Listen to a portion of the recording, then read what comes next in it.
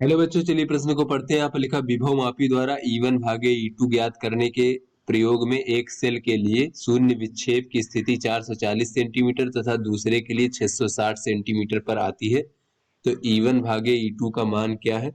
तो चलिए बच्चों, इस प्रश्न की मूल अवधारणा को हम देख लेते हैं। तो बच्चों, इस प्रश्न की मूल अवधारणा में हम समझ लेते हैं कि जब जो है बच्चों यहाँ पर विभव मापी का प्रयोग जो है बच्चों, विभव मापी का प्रयोग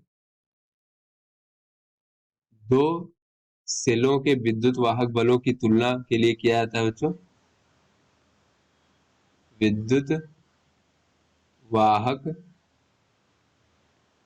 बलों की तुलना के लिए किया जाता है बच्चों।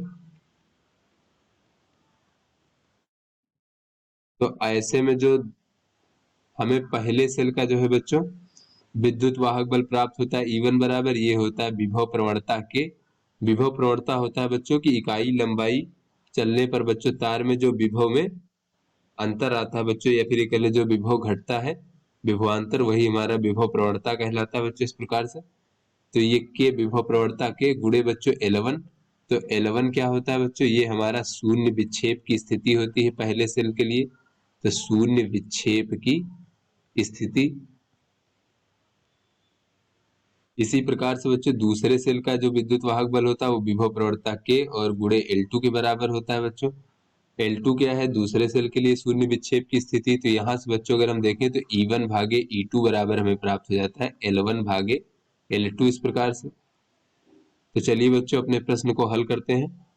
तो यहाँ पर बच्चों कहा जा रहा है कि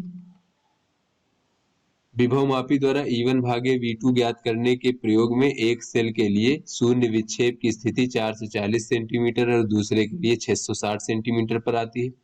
यानी बच्चों L1 का मान 440 सेंटीमीटर है और L2 का मान जो है बच्चों 660 सेंटीमीटर है। तो यहाँ से बच्चों हमसे पूछा जा रहा है कि E1 भागे E2 का मान क्या होगा बच्चों। तो जैसा कि हमने मूल अवधारणा में देखा कि E1 भागे E2 बराबर होता है L1 भागे L2। तो ये हो जाएगा 440 भागे 660। तो यहाँ से अगर हम देखें बच्चों तो ये हो जाएगा